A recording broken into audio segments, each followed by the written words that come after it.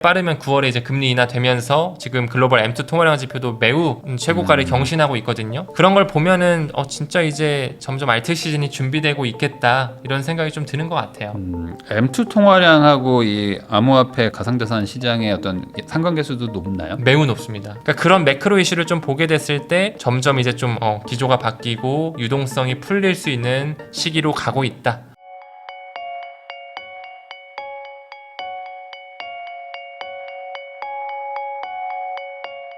유튜브 채널 타임 레버리지 운영하고 계시죠? 문창훈 작가님하고 이야기 나누고 있는데요. 그러면 이제 비트코인도 한번 좀 여쭤보려고 하는데 네. 그 비트코인의 어떤 시가총액 점유율이라고 하나요? 그게 뭐 어떤 그 알트코인의 지금 뭐 어떤 상황을 나타낼 수 있는 지표다 이런 얘기를 제가 들었는데 이게 뭐 전체 코인판에서 비트코인 시총이 차지하는 비율 뭐 이런 것들을 얘기하는 거잖아요. 네, 지금은 한 어느 정도이고 지금의 그 수치가 어떤 의미인지 좀 알려주시면 좋을 것 같아요. 네, 지금 현재 촬영일 기준 비트코인 도미넌스가 대략 한 60% 극초반대 보여주고 있는데 아직까지는 비트코인 장세다, 비트코인 시즌이다 라고 말씀드릴 수 있어요. 그러니까 한마디로 알트코인이 많이 좀 상대적으로는 저평가되어 있다는 거죠. 물론 최근에 조금 올라오고 있는 추세긴 한데 아직까지 완연한 알트코인 시즌은 오지 않았다 라고 말씀드릴 수 있을 것 같고, 정말 알트 시즌이 오게 되면 비트코인 도미넌스가 정말 하루아침에 퍽퍽 빠집니다. 그래서 뭐 50 밑으로 아마 한 40 중후반까지도 이번 사이클에 좀 빠질 수 있지 않을까 생각하는데, 그런 또 지표를 보면서 우리가 지금 이 정도면은 알트 시즌이고 광란의 시기구나 라는 것도 우리가 알 수 있는 하나의 인덱스이기 때문에 투자하실 때 한 번씩 체크해 보시는 것도 좋을 것 같아요. 그러면 이게 시총이라는 건 어쨌든 뭐 변수들이 있기 때문에 그 지금의 알트코인 시총이 한 2배 이상 갈 수 있다 이렇게 봐도 되는 건가요? 물론입니다. 2배 이상도 충분히 저는 커질 수 있다라고 봐요. 네. 근데 이게 과거의 그 반감기 때 대비해 가지고 지금은 비트코인 시총 자체도 커졌잖아요. 맞습니다. 그러니까 알트가 커져도 이 비트코인이 너무 커져가지고 그렇게까지 많이 안 내려갈 수도 있지 않을까 뭐 이런 생각도 좀 드는데 네. 여전히 똑같이 그렇게 작동할 거로 보시는 거예요? 과거처럼? 그러니까 저는 딱 그 질문이 딱 이건 것 같아요. 알트 시즌이 그럼 이번에도 올 것이냐의 그 질문이신 것 같은데, 저는 이번에도 결국에는 비트코인으로부터 흘러 들어오는 순환매 사이클이라고 하죠. 그 기관들이 개인한테 물량을 던지는 시기인데, 그런 시기가 저는 또 굉장히 잔인하게 이번에도 크게 한번 또 변동성이 있을 거라고 생각을 해요. 그래서 우리가 더더욱 탐욕을 좀 절제해야 되는 시장이다 라고 좀 말씀드릴 수 있을 것 같습니다. 그럼 과거에는 비트코인으로 우선 돈을 벌고 그걸 팔아가지고 알트코인 가서 좀 사놓다가 다시 한번 또 펌핑이 오는 약간 이런 모습이었던 건가요?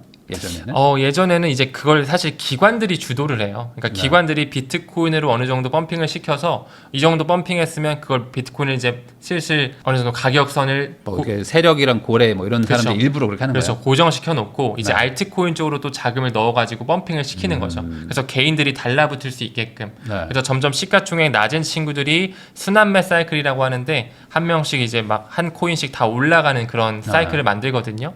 근데 이제 정말 관심 없었던 사람들이 뭐 도지코인, 시바이누, 뭐 XRP도 마찬가지고 이런 알트코인들이 크게 오르는 걸 보고서 갑자기 막 업비트 깔고 빗썸 깔고 들어와가지고 막 투자하다가 20-30% 수익 나면은 막 친구한테 돈 빌려서 투자하고 빚내서 투자하고 이러면서 이제 약간 개인들의 포모 장세로 이제 알트 시즌이 더 활활 타오르는 거거든요. 그러니까 그런 시즌이 저는 이번에도 똑같이 나올 거라고 생각을 해요. 이게 우리가 기대하는 것보다도 저는 오히려 좀 정말 잔인한 하나의 시즌이 또 오지 않을까. 근데 이런 게 있잖아요. 뭐 제가 듣기로는 네. 이제 김치 프리미엄 잘 안 붙는다. 뭐 이런 얘기도 제가 막 들었는데 네. 과거보다 이제 소위 말하는 한번 이제 대인 사람들이 많아서 또 그럴 것이냐. 설마 또 네. 뭐 이런 생각도 있는데 아닌가요? 어쩔 수 없네요. 저는 또 그럴 거라고 생각하고 지금 벌써 네 번째 사이클이기 때문에 지금 뭐 아직까지 김프는 최근까지 역프였다가 지금 뭐 한 0. 몇 프로, 1% 안팎으로 돼 있거든요.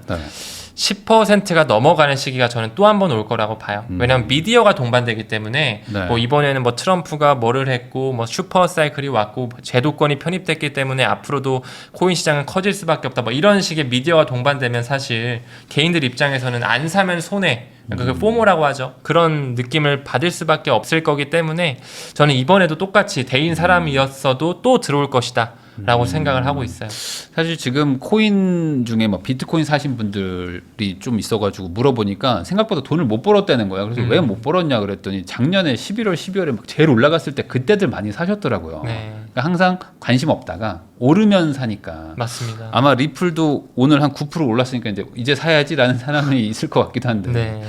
빠질 때 사야 되는데 항상 오를 때 사잖아요. 그게 참 개인의 문제인 것 같아요. 그래서 정말 공부하지 않으면 이 수익률 자체를 가져갈 수 없는 시장이 네. 더 적나라한 그런 시장이 코인 시장이 아닐까 생각합니다. 그럼 반대로 얘기하면은 하반기에 알트코인 불장이 올 것이다라고 예측한다면은 한 8, 9월 정도 지금엔 사놔야 되는 건가요?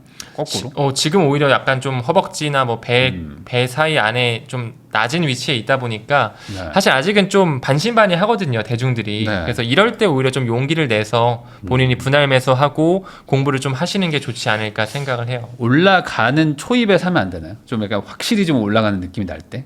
그거는 또 너무 리스크가 있나요? 물론 그걸 타이밍을 잡으면 너무 좋겠지만 저도 이제 그런 이제 추격 매수라고 하죠. 뭔가 올라갈 것 같으니까 사는. 근데 사실 그것과 비트코인 뭐 이더리움 그런 거 말고 잡코인이라고 하죠. 반짝반짝거리는 그런 네. 코인들 막 하루에 50% 넘게 오르는 그런 코인들도 사실 뭔가 더 오를 것 같은 느낌이 막 들면 사고 싶잖아요. 네. 그러니까 사실 항상 그런 포모로서 좀 추격 매수를 하게 되면 늘 좀 물리게 되더라고요. 그래서 웬만하면 좀 그냥 천천히 본인의 어떤 사이클을 만드셔서 주기에 따라 분할 매수하는 게 저는 적합하다라고 봅니다.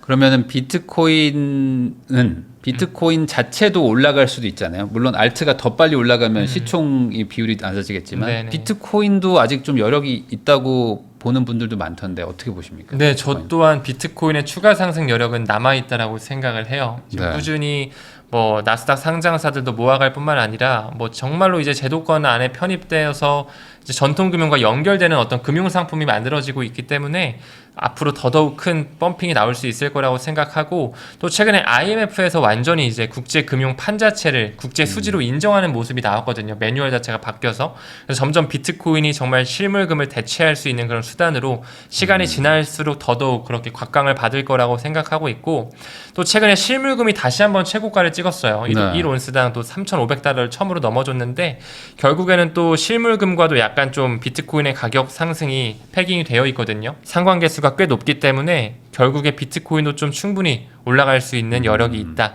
뭐 그 이외에도 여러 가지 온체인 지표를 보게 되면 MVRV 지스코어가 이제 대표적인 거거든요. 시가총액 대비해서 현재 어느 정도 올라와 있냐. 뭐 파이사이클 인디케이터라든지 NUPL 지수 여러 가지가 있지만 조금 더 올라갈 수 있는 포션이 남아 있다고 저도 봐요. 그래서 원화 기준으로 봤을 때는 뭐 2억 원 정도는 우리가 충분히 기대해 볼 수 있지 않을까. 네. 이렇게 좀 보수적으로 말씀드릴 수 있을 것 같아요. 2억만 가도 한 30% 정도는 더 올라갈 수 있는 건데 네네. 그 정도로는 만족을 못 하시는 분들이 많은 것 같더라고요. 이 암호화폐 쪽 투자하시는 분들은 고작 30%? 막 4개월 만에? 뭐 이런 얘기들을 하시는 것 같은데 네. 그 정도보다 사실 다른 알트코인들이 이제 훨씬 더 큰 펌핑이 올 거로 보시는 거죠. 물론입니다. 이게 아무래도 시가총액이 비트보다는 좀 가벼운 친구들이 알트다 보니까 이제 한 번에 글로벌 유동성 장세라고 하죠. 이제 유동성이 지금 뭐 이미 연준의 금리 인하 기조로 슬슬 바뀌어가고 있죠. 이제 조만간 또 쿠글러 이사 자리에 스티븐 미란이 들어올 거고 네. 조만간 이제 차기 연준 의장 후보로서 누가 또 지목이 될지 그 인선 과정을 또 봐야 되겠지만 저는 이제 점점 9월에 빠르면 9월에 이제 금리 인하되면서 지금 글로벌 M2 통화량 지표도 매우 최고가를 경신하고 있거든요. 그런 걸 보면은 진짜 이제 점점 알트 시즌이 준비되고 있겠다 이런 생각이 좀 드는 것 같아요.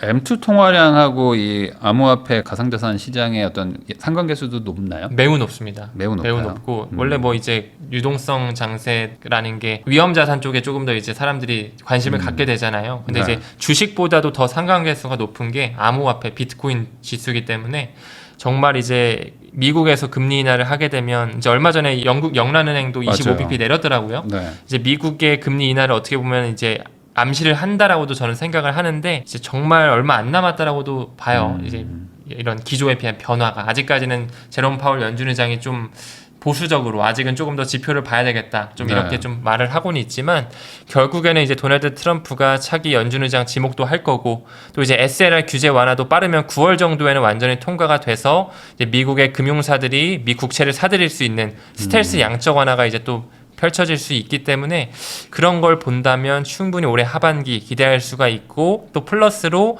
러우 전쟁의 종전에 휴전 협상에 대한 소식 또한 우리가 좀 기다려볼 수 있지 않을까. 그리고 지금 상반기 내내 힘들게 했던 관세 전쟁 이슈도 점점 이제 협상 국면으로 접어들고 있잖아요. 그러니까 그런 매크로 이슈를 좀 보게 됐을 때 점점 이제 좀 기조가 바뀌고 유동성이 풀릴 수 있는 시기로 가고 있다.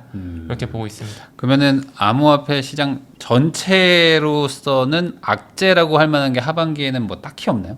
뭐 갑자기 트럼프가 변심한다? 뭐 이런 건 확률이 되게 낮지 않나? 단기적으로 그런 뭐 잡음들은 충분히 나올 수 있죠. 뭐 최근에 백악관에서 나왔던 크립토 정책 보고서만 미뤄보더라도 비트코인에 대한 전략 비축에 대한 내용도 빠져 있었고, 뭐 XRP에 대한 언급조차 없었어요. 트럼프가 원래 5가지 코인을 이렇게 지목을 했었잖아요. 그런 언급이 없었다 보니까 사실 단기 악재로 좀 받아들여서 실망 매물이 나오기도 했었는데, 큰 판을 봤을 때는 이제 연준에서 뭔가 이제 디뱅킹 문제라든지 이 평판 리스크를 없애면서 암호화폐에 대한 문호를 개방해주는 이런 큰 그림은 되게 긍정적으로 볼 수가 있었거든요. 그러니까 여러 가지 잡음들은 계속 만들어지지만 큰 판 자체는 지금 뭐 규제기관들, 뭐 SEC, CFTC, FDIC, OCC, 통화감독청까지 그런 인준 절차와 그런 신임위원장들의 스탠스를 미뤄보면은 다 암호화폐를 좀 받아들이는 기조로 바뀌고 있거든요. 그래서 올해 하반기 자체는 악재 뭐 단기적으로 흔들릴 수 있는 잡음은 나올 수 있을지언정 좀 이렇게 중장기로 봤을 때는 매우 긍정적으로 바라보고 있습니다. 그러니까 뭐 상승할 확률이 훨씬 더 높은 구조다. 네. 뭐 100%라고 말할 수는 없겠지만 뭐 5대5 이런 느낌은 전혀 아니다. 네, 좀 맞습니다. 긍정적으로 볼 만하다는 거잖아요. 맞습니다. 네. 스테이블 코인에 대해서 어쨌든 미국에서 지금 이제 뭐 본격적으로 막 진행을 하려고 하는 것 같은데 이게 되면 가상자산 전체에 무조건 좋은 건가요? 맞습니다. 이 스테이블 코인 시장에 대해 뭐 주조량이 높아지고 거래량이 동반된다라는 것은 그만큼 기관의 자금이 들어올 수 있는 활로, 그 돈 자체가 이제 보이는 돈에서 보이지 않는 돈으로 바뀌었다라는 거고, 또 기관들이 암호화폐를 살 때 가장 선호하는 게 스테이블 코인이거든요. 왜냐면 가치가 유지돼 있으니까. 그런 걸 봤을 때 이 스테이블 코인의 점유율 상승과 암호화폐 시장의 훈풍이 불어오는 것은 굉장히 비례관계가 있습니다. 그래서 스테이블 코인 시장이 활성화되면 암호화폐 시장에 돈도 들어올 뿐만 아니라 또 그 스테이블 코인들이 그 블록체인 레일 위에 깔려서 거래가 이루어지기 때문에 유틸리티가 더 생기는 그런 국면으로 들어가는 거죠. 그러면 전반적으로 이제 작가님 얘기를 들어보면은 하반기에 뭔가 좀 이렇게 상승이 좀 올 수 있을 것 같고, 그리고 뭔가 악재가 많아 보이진 않는다. 그러니까 어떤 시간이 좀 소요될 뿐이지 긍정적인 부분이 많다. 약간 이렇게 느껴지거든요. 맞습니다. 이렇게 단순화해도 될까요? 근데 이 시간을 맞추기는 어렵기 때문에 그 시간적인 부분에 대해서는 뭐 3분기, 뭐 8월, 9월이냐, 9월, 10월이냐 이렇게 보기보다는 대표님 말씀하신 것처럼 대략 12월 전에. 대략 그쵸. 대략 연말 전에 한번 오겠네. 뭐 요 정도 스탠스가 좋을 것 같아요.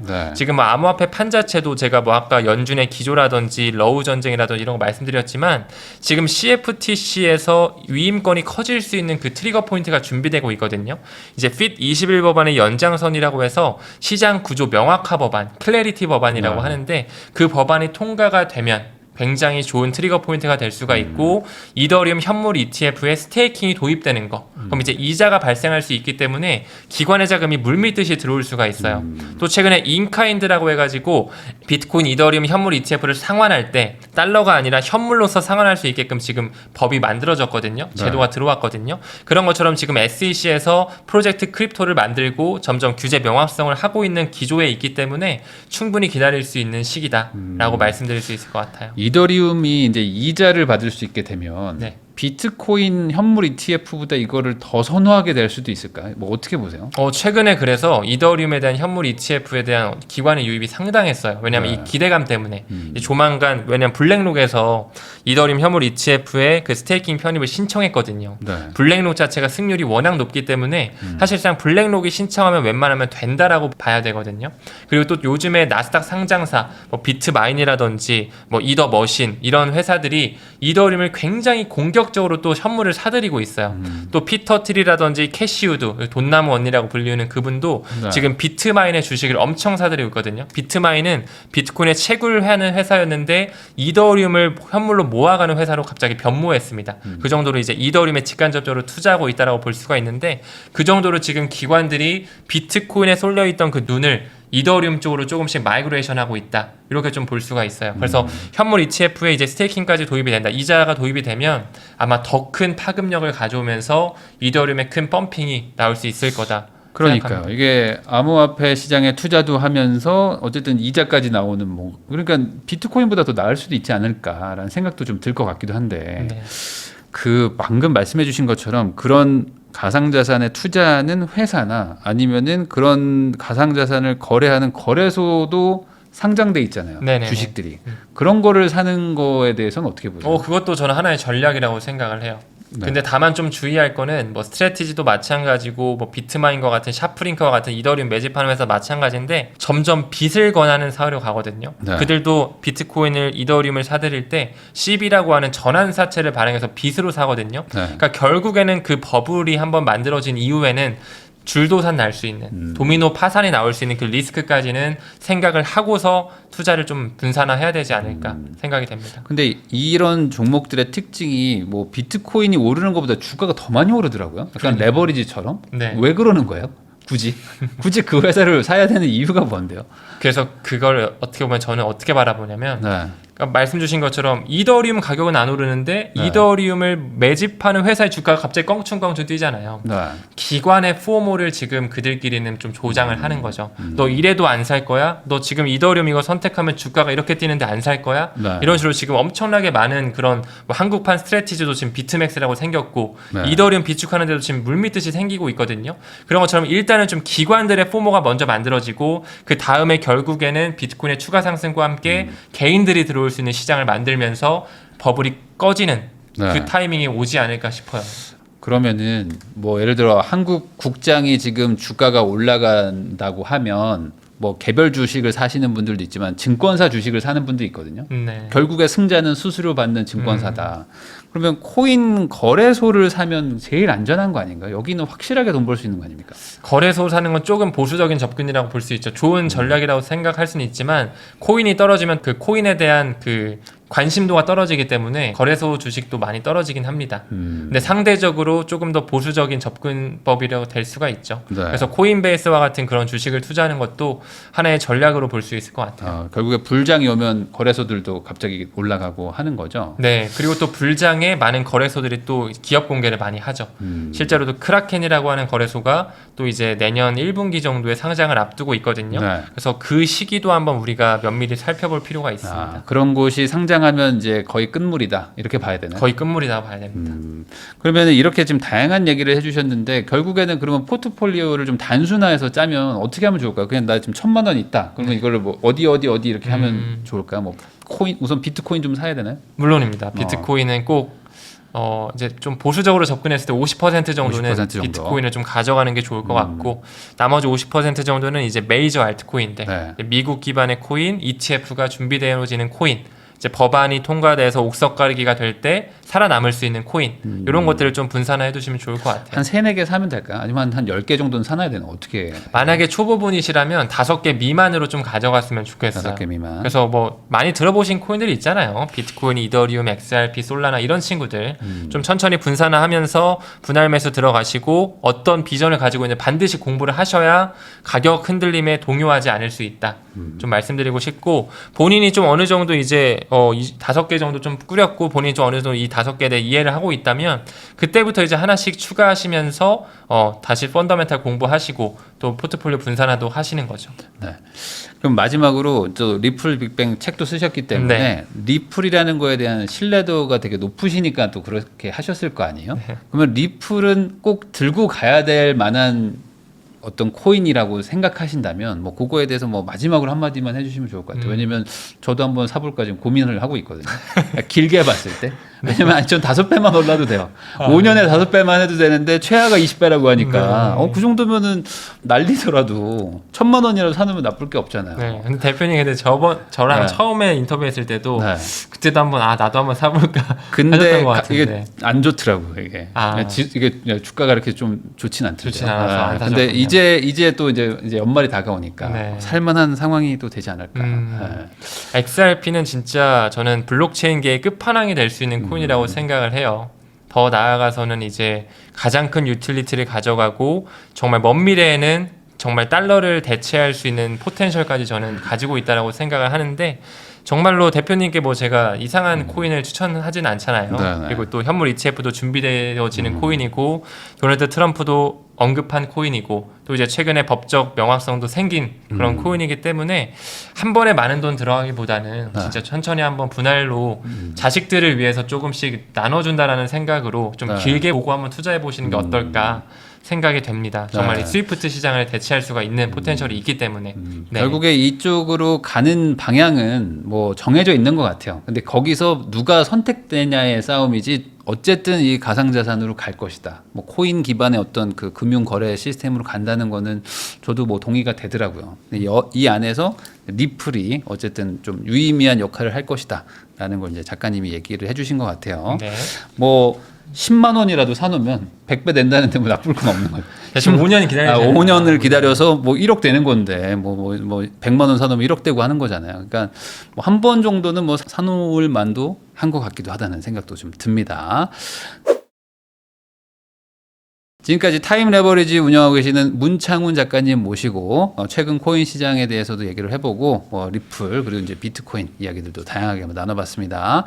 참고하셔가지고 좋은 선택하셨으면 좋겠다는 말씀 전하면서 저도 작가님하고 인사 나누겠습니다. 오늘 나와주셔서 감사드립니다. 네, 고생하셨습니다. 감사합니다.